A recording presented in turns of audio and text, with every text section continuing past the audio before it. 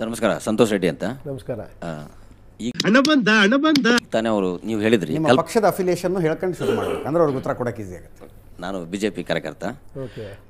ತುಂಬ ಅದ್ಭುತವಾಗಿ ಹೇಳಿದ್ರಿ ಕಲ್ಪನೆ ಬಗ್ಗೆ. ತಾವು ಈಗ ಒಟ್ಟಾರೆ 120 ಕ್ಷೇತ್ರದಲ್ಲಿ ಅಭ್ಯರ್ಥಿಗಳನ್ನು ಸ್ಪರ್ಧೆಗಿಳಿಸ್ತಾ ಇದ್ದೀನಿ ಅಂತ ಹೇಳ್ತಾ ಇದ್ದಾರೆ ಈ ಚುನಾವಣೆಯಲ್ಲಿ. ತಾವು ಮುಖ್ಯಮಂತ್ರಿ ಆಗುವ ಕಲ್ಪನೆ ಇಟ್ಕೊಂಡು ಪ್ರಜಾಕೀಯ ಸ್ಥಾಪನೆ ಮಾಡಿದ್ರು ಅಥವಾ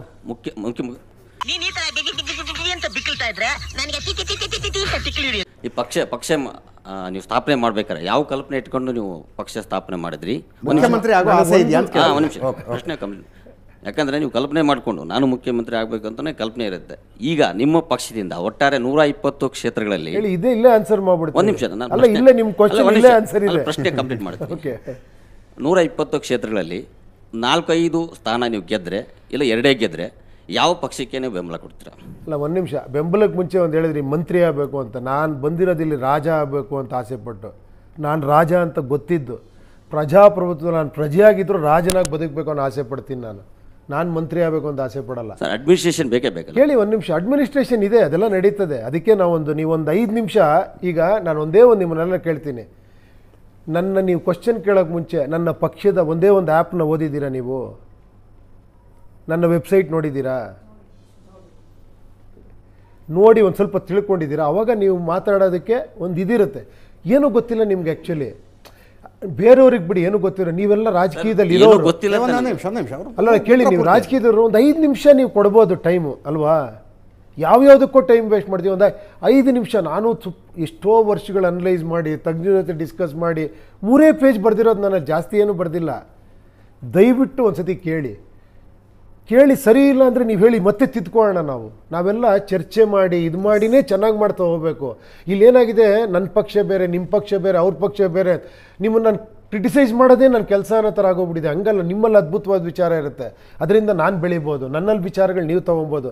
ಆ ಪಾಸಿಟಿವ್ನೆಸ್ಸು ನಮ್ಮಲ್ಲಿ ಬರಬೇಕು. ತುಂಬ ಜನ ಹೇಳ್ತಾರೆ, ಹೋರಾಟ ಮಾಡಿರಿ ನಮಗೆ ಸ್ವತಂತ್ರ ಬಂದಿದ್ದು, ನೀವೇನ್ರಿ ಹೋರಾಟನೇ ಮಾಡಲ್ಲ ಅಂತೀರಾ ಅಂತ.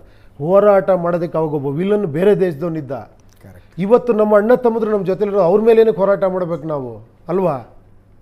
ನಮ್ಗೆ ಅವಾಗ ಒಂದು ಎಲೆಕ್ಷನ್ ಇತ್ತು ಅಂದ್ಕೊಳ್ಳಿ, ಬ್ರಿಟಿಷರಿದ್ದಾಗ ಹೋರಾಟ ಮಾಡ್ತಿದ್ವಾ? ಇಲ್ಲ. ಎಲೆಕ್ಷನಲ್ಲಿ ವೋಟ್ ಹಾಕ್ತಿದ್ವಿ, ಬೇಡ ನಮ್ಗೆ ಬ್ರಿಟಿಷರು ಅಂತ ಅಲ್ವಾ? ಈಗ ಇನ್ನೂ ಹೋರಾಟ ಮಾಡ್ತೀವಿ ಅಂದರೆ ನಾವೊಂದು ಎಲೆಕ್ಷನ್ ಕೊಟ್ಟಿದ್ದಾರೆ ಹೇಳಿ ಪ್ರಜಾಪ್ರಭುತ್ವದಲ್ಲಿ. ನೀವು ವೋಟ್ ಹಾಕಿ ಹೋರಾಟ ಯಾಕೆ ಮಾಡ್ತೀರ? ಅವ್ರು ಕಿತ್ತು ಬಿಸಾಕಿ ಬೇರೆಯವ್ರನ್ನ ತೊಗೊಳ್ಳಿ. ಏನು ಗುರಿ, ಇಷ್ಟು ಸಿಂಪಲ್ ಆಗಿರೋ ಆದರೂ ನಾವು ಹೋರಾಟ ಮಾಡ್ತೀನಿ ಅಂದರೆ ಈ ಹೋರಾಟ ಮಾಡೋದ್ರಲ್ಲೂ ನಾಯಕರು ಉಟ್ಕೊತಾರೆ, ಸಮಾಜ ಸೇವೆ ನಾಯಕರು ಉಟ್ಕೊತಾರೆ. ಮತ್ತೆ ಹೌದು, ನಾನು ಅದಕ್ಕೆ ಏನು ಮಾಡಿದ್ದೀನಿ, ಸಮಾಜ ಸೇವೆ ಮಾಡ್ರಪ್ಪ ನೀವು ಮಾಡ್ಕೊಳ್ಳಿ, ಬಟ್ ಸಮಾಜ ಸೇವೆ ಮಾಡಿದ್ದೀನಿ ಅಂತ ಇಲ್ಲಿಗೆ ಬರಬೇಡಿ. ಅದು ಇದು ಆ್ಯಕ್ಚುಲಿ ಕ್ರೈಟೀರಿಯಾ ಇಟ್ಕೊಂಡು ನನಗೆ ಓಟ್ ಹಾಕಿ ಅಂತ ಬರಬೇಡಿ. ಹೋರಾಟ ಮಾಡಿದ್ದೀನಿ ಕ್ರೈಟೀರಿಯಾ ಇಟ್ಕೊಂಡು ಬರಬೇಡಿ ಇಲ್ಲಿ. ನೀವು ಅದು ಮಾಡೋಂಗಿದ್ರೆ ಮಾಡ್ಕೊಳ್ಳಿ, ತಪ್ಪೇನಿಲ್ಲ ಅದು. ಬಟ್ ಅದು ಎಲೆಕ್ಷನ್ಗೋಸ್ಕರ, ಚುನಾವಣೆಗೋಸ್ಕರ ಅದಾಗಬಾರ್ದು. ಇಷ್ಟೇ ಹೇಳ್ತಾ ಇರೋದು ನಾನು, ಅಷ್ಟೇ. ಆಮೇಲೆ ಅದು ಬಿಡಿ, ಗಿಪೋರ್ಟ್ ಏನಿಲ್ಲ. ಮತ್ತೆ ನಾನು ಜನರ ಹತ್ರನೇ ಹೋಗ್ತೀನಿ. ನಾನು ಡಿಸಿಷನ್ ಏನೂ ತೊಗೊಳ್ಳಲ್ಲ ಇಲ್ಲಿ. ನಾನೊಬ್ಬ ಕೆಲಸಗಾರ ಅಷ್ಟೇ. ಇಲ್ಲಿ 3 ಜನ ಇದ್ರಾ, 3 ಜನ ಕ್ಷೇತ್ರದಲ್ಲಿ ಕೇಳ್ತೀನಿ, ನೋಡಪ್ಪ ಯಾರಿಗೆ ನೀವು ಸಪೋರ್ಟ್ ಮಾಡಿ ಹೇಳಿ, ಜನಗಳು ಹೇಳ್ದಂಗೆ ನಾವು ಮಾಡ್ತೀವಿ ಅಷ್ಟೇ.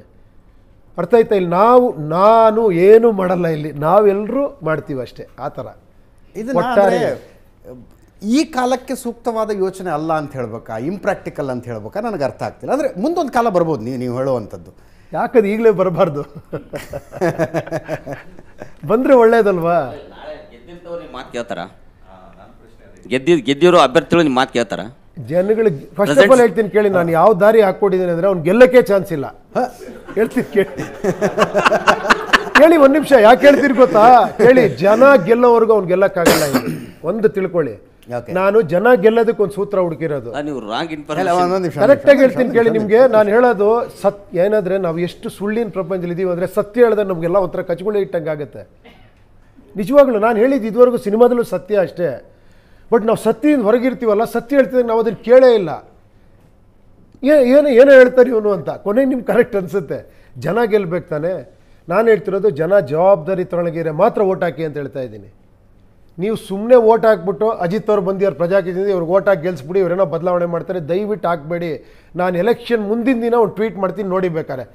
ದಯವಿಟ್ಟು ಪ್ರಜಾಕೀಯ ಪಕ್ಷಕ್ಕೆ ಓಟ್ ಹಾಕಬೇಡಿ ಹೇಳ್ತೀನಿ. ನಿಮ್ಗೆ ಇದು ಆಶ್ಚರ್ಯ ಅನಿಸ್ಬೋದು. ಯಾಕೆ ಅಂದರೆ, ನೀವು ಜವಾಬ್ದಾರಿ ತೊಗೊಳಂಗಿದ್ರೆ ಮಾತ್ರ ಪ್ರಜಾಕೀಯಕ್ಕೆ ಓಟ್ ಹಾಕಿ. ಅದು ಪ್ರಜಾಕೀಯ. ನೀವು ರಾಜಕೀಯದ ಮನಸ್ಥಿತಿಲಿ ಇದ್ಬಿಟ್ಟು ಪ್ರಜಾಕೀಯಕ್ಕೆ ಓಟ್ ಹಾಕಿದ್ರೆ 100% ನಿಮ್ಮ ಮಾತು ಅವ್ರು ಕೇಳಲ್ಲ. ನಾಳೆ ಅವನು ಸೋಲ್ಡ್ ಔಟ್ ಆಗ್ಬಿಡ್ತಾನೆ ಬೇರೆ ಪಕ್ಷಕ್ಕೆ. ಕರೆಕ್ಟ್ ಅಲ್ವಾ? ಇಷ್ಟು ಹೇಳಕ್ಕೆ ಇಷ್ಟಪಡ್ತೀನಿ. ಓಕೆ ಫ್ರೆಂಡ್, ಬಾಯ್. ಮತ್ತೆ ಭೇಟಿಯಾಗೋಣ. ನಮಸ್ಕಾರ.